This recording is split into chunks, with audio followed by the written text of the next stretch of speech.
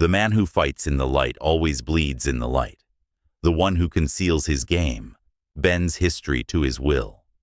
Machiavelli never penned these exact words in The Prince, yet the most ruthless men in history proved them true. They understood one secret. Power isn't taken by playing fair. It's seized by creating rules only you can win. Now let's break down this hidden advantage, step by step. When you step into open competition, when you announce your dreams, display your skills, and show your hunger, you have already surrendered half the battle. Why?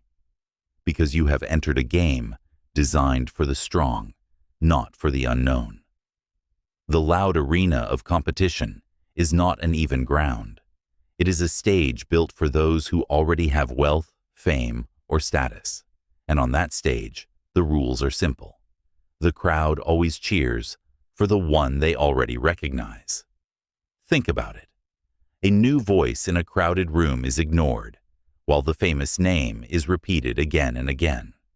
A small business copies the model of a giant, yet the giant still wins because it owns the brand, the money, and the network. A clever man tries to debate a popular leader in public, but the audience sides with the one they already admire, no matter who makes more sense. This is the trap of open competition. It rewards visibility, not brilliance. Machiavelli understood this centuries ago. He knew that competing in the open was suicide for anyone who wasn't already powerful. The moment you reveal your ambition, the system begins to measure you, to price you, to compare you. And in a game built on reputation and resources, you will be crushed before you even have the chance to fight. It's not because you are weak. It's because the battlefield was never designed for you to win. This is why so many talented people fail. They think hard work, passion, or intelligence will carry them forward. They step into the spotlight, hoping merit will shine. But the spotlight is a weapon, not a gift. Under it, your flaws are magnified, your strategies exposed, and your enemies alerted. You have shown your hand, and in doing so, you've made yourself predictable. Ask yourself, why do the powerful invite competition? Why do they call for debates, tournaments, elections, auditions? Because they know the rules are already tilted in their favor. The king doesn't fear a duel with a peasant. He fears the peasant who builds in silence, gathering allies, collecting secrets, and striking only when the time is right. The open battlefield belongs to the lion with teeth, but the shadows belong to the fox with patience. Every time you compete in the open, you reveal your desire. You admit what you want, who you are, and where you're headed. And once others know what you want, they can starve you with it, block you from it, or dangle it like bait to control you. The competitor believes he is proving himself, but in truth, he is exposing himself. This is why open competition is the theater of fools. It looks noble, but it is designed to entertain the crowd, not to reward the challenger. The applause, the rankings, the trophies, these are distractions. The system convinces you that you're moving forward, when in reality, you're running in circles on a track built by someone else. Machiavelli's lesson is harsh, but clear. If you don't already control the stage, don't waste your life performing on it. Compete in the open, and you will bleed in the open. But build in silence. And when the curtain finally rises, the stage itself will belong to you. Machiavelli whispered a truth most people ignore. Never fight where your enemy is ready. It sounds simple, but inside those words is an entire philosophy of power. Because the moment you attack someone in their area of strength, you have already chosen defeat. You're stepping onto a battlefield where they have the weapons, the allies, the reputation, and the advantage. They know the terrain. They know the rules. And worst of all, the crowd is already on their side. So what does the wise strategist do? He doesn't announce his challenge. He doesn't step into the spotlight to prove his worth. He moves in silence, unseen. He lets others believe he is playing the same game, while he is secretly bending the board beneath their feet. By the time they realize what happened, it's already too late. They thought they were chasing victory, but in reality, they were walking into a trap designed for their defeat. This is the essence of the hidden advantage: winning without appearing to compete, securing power without announcing your goals. It is the art of making others believe the game is fair, while you quietly build conditions where only you can win. Think of the fox in the forest. The lion roars loudly, showing his power, making every animal afraid. But the fox survives by silence. While the lion fights other lions in open combat, the fox slips through shadows, gathering food, forging paths, and securing territory no one noticed.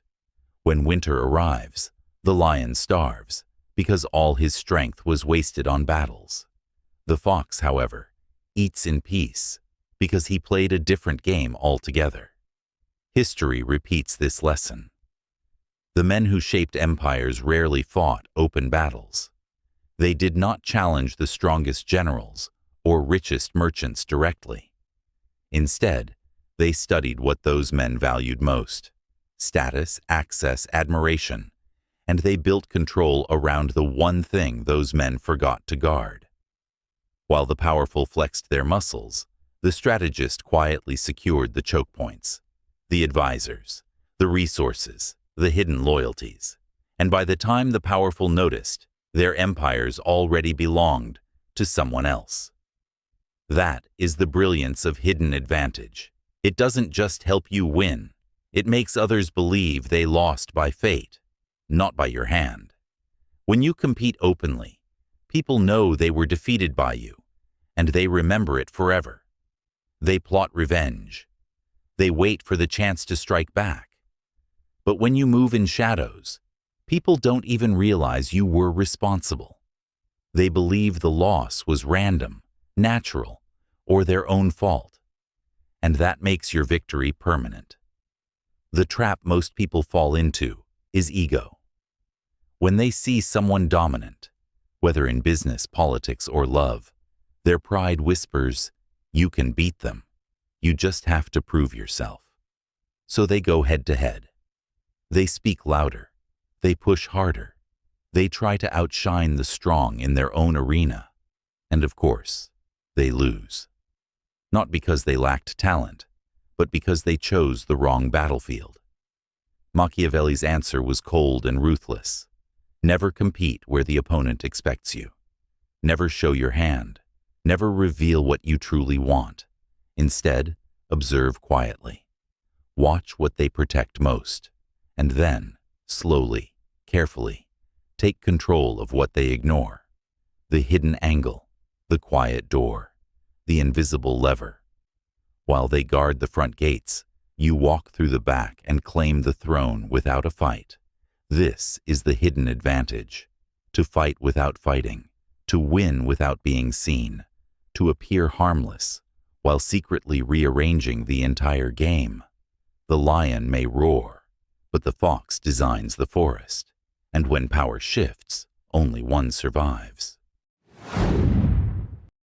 A strong man may be louder, richer, or smarter, but strength alone does not decide who wins. Machiavelli understood a darker truth. The real winner is not the strongest man in the room, but the one who decides what winning means in the first place.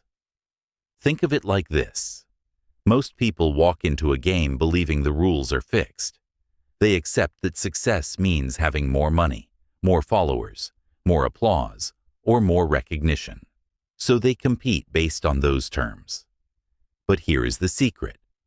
Those terms were invented by someone else, and the person who invented them already made sure the game tilts in their favor. This is why you must never compete on someone else's terms. If they measure strength, you don't fight to be stronger.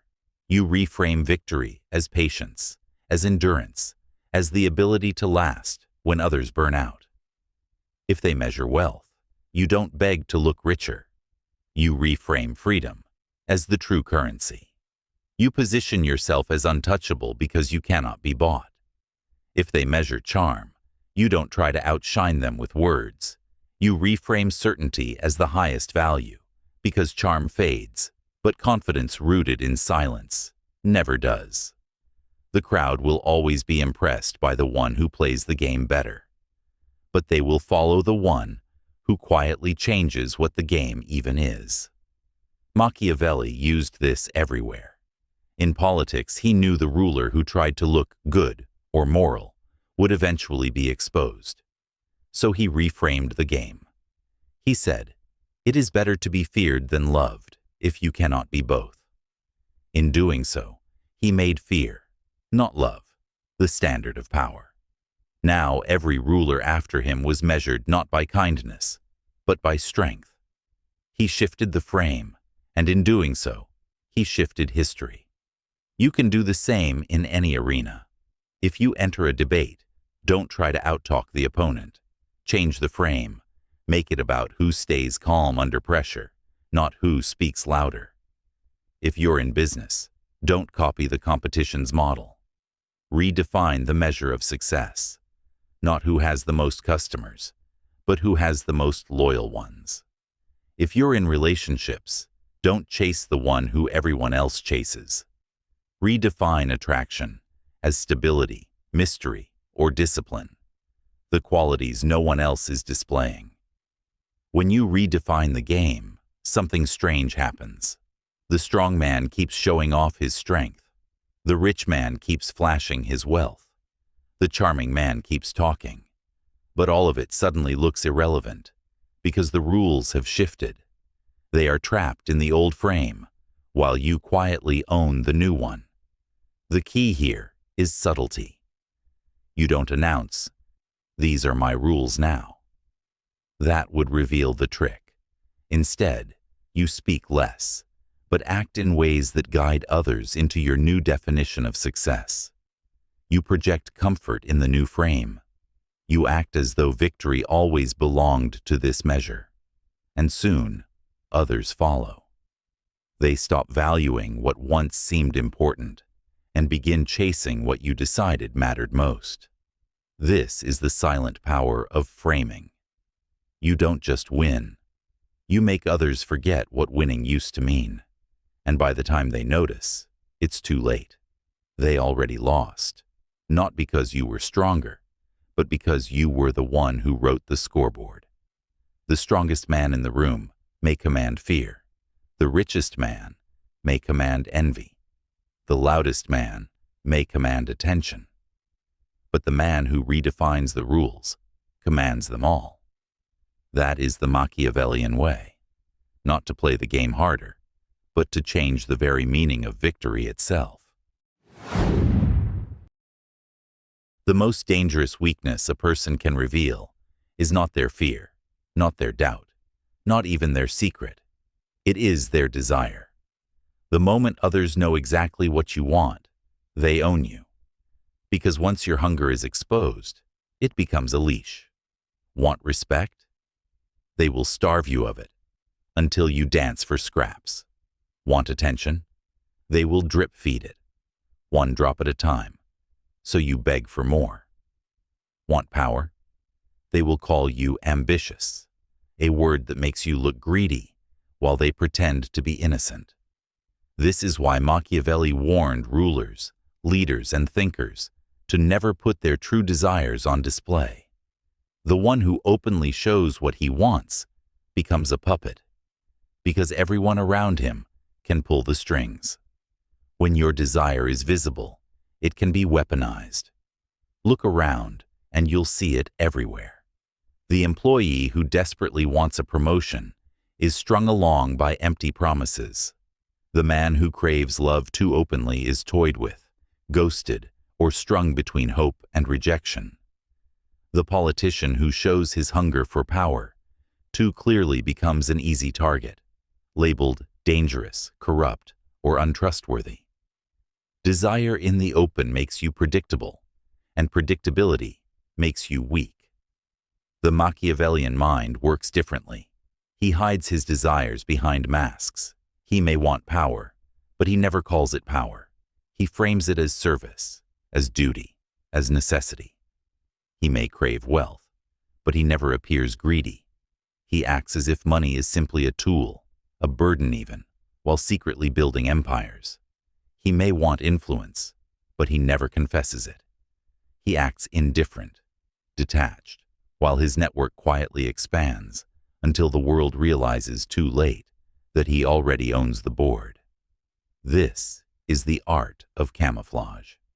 By hiding desire, you control the game, because people cannot resist what they cannot see. They can't starve you of respect if they don't know you care for it. They can't withhold attention if you act as though you never needed it. They can't block your rise if they don't even know which throne you're after. The Machiavellian also understands another rule. Never build only one path to your goal. Ordinary people obsess over one door, one opportunity, one relationship, one plan. And because of that, their enemies only need to close a single door to destroy them. But the strategist builds many doors, many routes, many backups. He never stakes everything on one path. While others fight, clawing desperately to open a single gate, he already owns the entire building. If one door closes, he calmly walks through another. This is true power, not in chasing desire, but in disguising it, in multiplying your options, in never being cornered. The man who shows his hunger becomes a slave to it. The man who hides his hunger makes others reveal theirs first. And once you know what they want, you own them. Think carefully. When someone is desperate for approval, it is easy to manipulate them. When someone is obsessed with wealth, they can be trapped by greed. When someone cannot live without love, they can be broken by abandonment. Desire is the chain that binds most people. But for the Machiavellian, desire is a weapon. So he flips the script. He does not confess. He does not chase. He lets others think he is indifferent, detached, untouchable.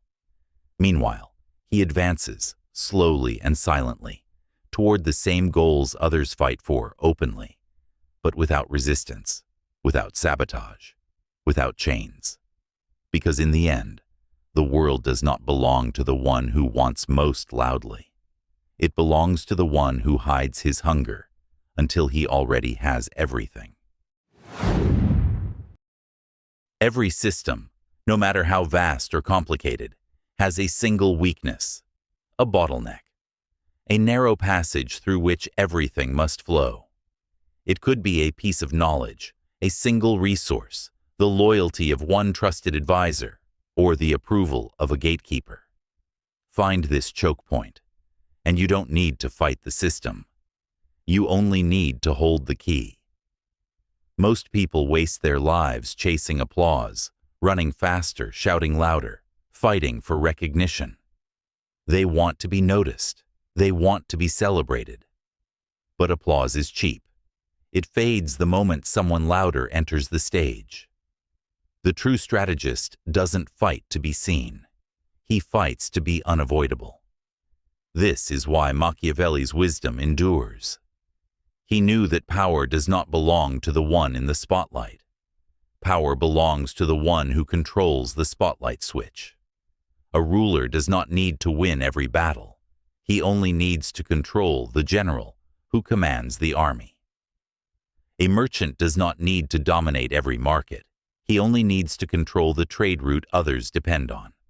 A thinker does not need to convince the entire world. He only needs to influence the scribe who writes the record, the advisor who whispers in the ear of the prince.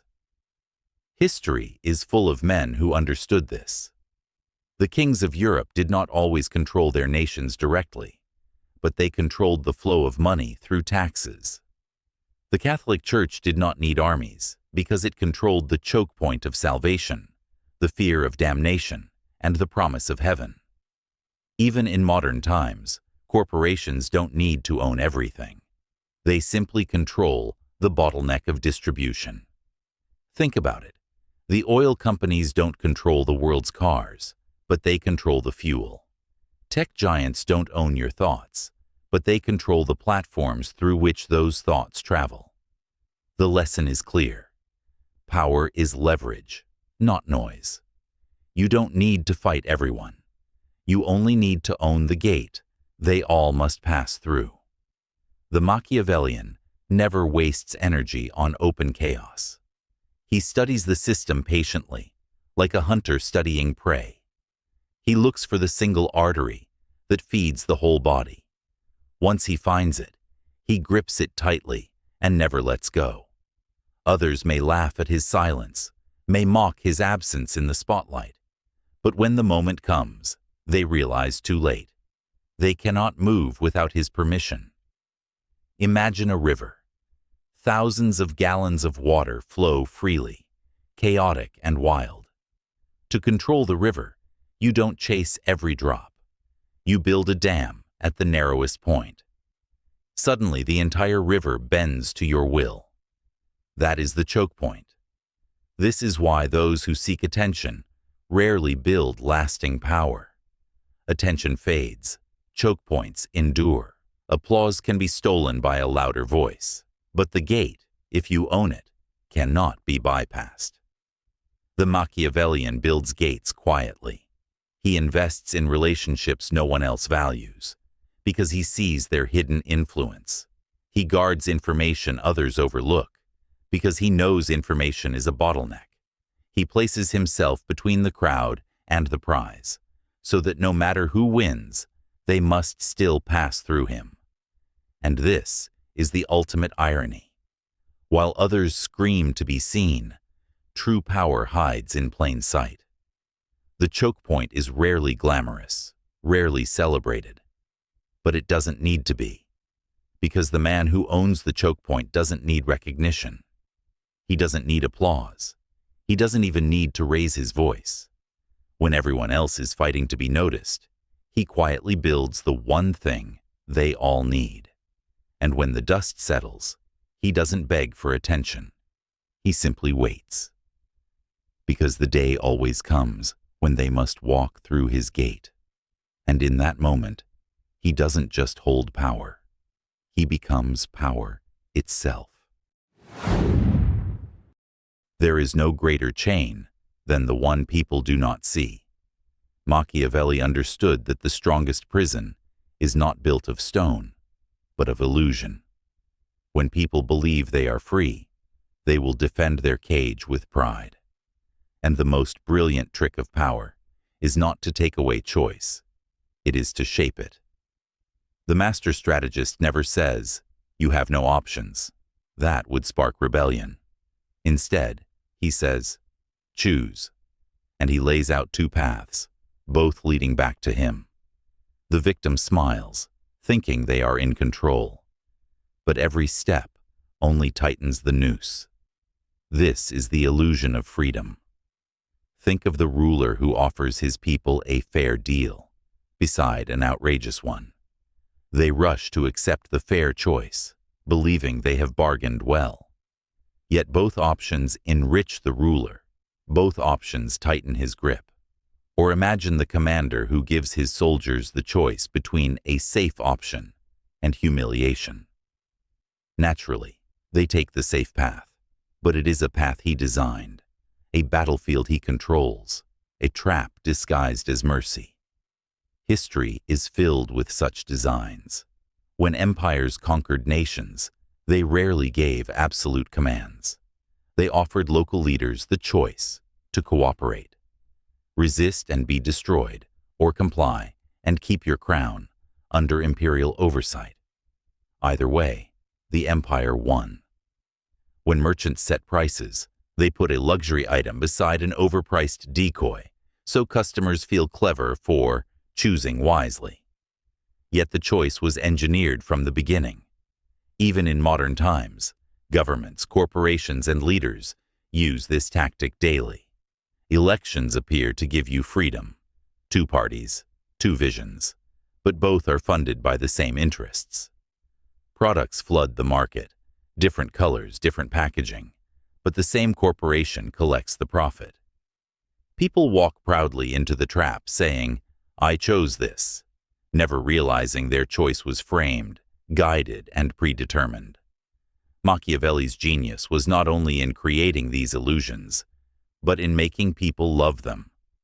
Because when people feel forced, they resist. But when they feel free, they relax, they justify, they obey. They chain themselves with their own pride. This is why the illusion of freedom is more powerful than tyranny. Tyranny sparks rebellion. Illusions spark loyalty. A dictator must watch his back every moment. But a strategist who shapes choices can sleep in peace, because the people themselves guard his rule. They think they are choosing safety, fairness, or dignity, when in truth, they are choosing servitude. The Machiavellian never reveals his hand. He does not forbid. He guides. He sets the stage so carefully that no matter what people choose, they end up feeding his design. They may feel clever, even victorious, but their triumph is an echo inside his plan. Picture a chessboard. The amateur focuses on his next move. The master shapes the entire game so that no matter where the opponent turns, checkmate is inevitable. That is the art of Machiavelli. The silent shaping of freedom until freedom itself becomes a cage. And here lies the ultimate cruelty. The pawn who believes he is a king will never see his chains. He will fight to defend them, believing they are crowns. This is the deepest form of control, not taking power by force, but letting others give it to you, willingly, proudly, even gratefully. So remember this: when the world gives you options, ask who designed them. When someone says, "Choose," ask if the destination is already chosen for you, because in the end, freedom itself can be the deadliest illusion. There is nothing more unsettling than silence. Words can be measured, challenged, or dismissed. But silence forces the other person to fill the void. And in that void, they reveal themselves. Machiavelli understood that while men talk themselves into weakness, the silent man quietly gathers strength. The loud man is predictable. His desires spill out of his mouth before he even acts. He brags about his plans, defends his ego, and exposes his wounds. Every word becomes a clue, every explanation a weapon against him. He thinks his voice makes him powerful, but it only makes him transparent. The silent man, however, becomes a mirror. Others project onto him, confess to him, and reveal their fears in his stillness. Silence bends people without lifting a hand. Think of the courtroom. The lawyer who speaks too much loses credibility, while the one who pauses, lets the silence breathe, and waits, controls the room. Or the negotiator who says nothing after an offer. The other side grows uncomfortable, anxious to fill the gap, and usually reveals their bottom line. Silence makes them speak more than they should. It pulls secrets out like a magnet. In politics, silence is even deadlier. A ruler who rushes to explain looks guilty, insecure, or weak. But a ruler who says nothing, who simply lets the crowd whisper and speculate, becomes a mystery. And mystery is power. For people fear what they cannot define. They respect what they cannot predict. The silent man appears disciplined, unshakable, even divine. His silence becomes a mask, and behind that mask, he can move unseen. Machiavelli knew that silence is not emptiness, it is design. The one who speaks less hears more. He collects information, weighs options, and chooses when to strike. Silence gives time. Silence gives clarity. And when he finally does speak, his words carry the weight of thunder, for silence has sharpened them like a blade. Even in personal rivalries, silence is a torment. If someone insults you and you respond, you give them validation. If you argue, you prove you are affected. But if you stay silent, no reaction, no emotion, you deny them victory. They grow frustrated, desperate, louder, until they look foolish. Silence makes them destroy themselves. This is why silence is not weakness. It is a weapon. It is the pause before the storm, the mask before the strike. The one who knows more but speaks less always wins, because he controls the rhythm of the game. Others play loudly, exposing themselves. He plays quietly, calculating, letting them dance into his trap. Consider the chess master. The amateur moves quickly, eager to show brilliance. The master sits in silence, watching, waiting. Every second of silence builds pressure, until the opponent makes the mistake first. That is the art of power, forcing the other side to reveal their hand, while yours remains hidden. In life, silence protects you. It conceals your ambitions. It makes your enemies underestimate you, and your allies overestimate you. And most importantly, it gives you freedom. For once your desires are spoken, they can be used against you. But when your mind is quiet and your lips are sealed, no one can chain you. The world fears silence because it cannot control it, and that is why silence, used with precision, becomes invincibility. Machiavelli's wisdom was clear. The man who can hold his tongue holds the throne. Most people fight desperately to be noticed. They want the applause, the recognition, the fleeting crown of visibility. They play the role of the player in the grand game of life, competing for the spotlight, craving validation, and chasing temporary victories. But Machiavelli knew the spotlight is a trap. The face on stage may shine, but he is also exposed. He is praised one day, ridiculed the next, and ultimately replaced when the crowd grows bored. The true strategist doesn't fight for the stage. He owns the theater. He doesn't crave applause, because applause is for performers. He craves control, because control outlives performance. To be the architect is to design the stage itself, the rules, the incentives, the invisible boundaries that shape how others play. While the players compete, the architect decides what winning even means. History is filled with examples of this truth. Kings and generals fought openly, risking lives and reputations, while the quiet advisor behind the throne, the architect, built systems that outlived them all. The player risks his blood. The architect risks nothing, yet gains everything. Machiavelli himself never sat on a throne, yet his words shaped the behavior of kings for centuries. That is the essence of architecture. You don't need the crown when you can design the crown. Think of a marketplace. The seller fights for customers, lowers prices, and burns energy. The architect is the one who builds the market. He collects fees from every transaction. He is not competing. He is profiting from competition itself. When every path, no matter how different, eventually leads back to you, you are no longer a participant. You are the law. This is why the architect is invisible. To be seen is to be targeted. To be invisible is to be untouchable. The players argue, sweat, and destroy each other, unaware that the system itself is rigged, and the architect is the one who rigged it. He built the rules, the choke points, the rewards, and the punishments. He doesn't need to move the pieces. He designed the board. Machiavelli understood that most men are slaves to appearances. They want the face of power, but appearances fade. True power is structural. It's built into the bones of the system. It is the tax that is always collected, the toll gate that no one can bypass, the silent strings that make the puppets dance. To be an architect is to master patience. You don't chase immediate victories. You build the conditions that make victory inevitable. You don't need to crush rivals directly. You design a system where their every move enriches you. They believe they are free competitors, but in truth, they are performers in your theater.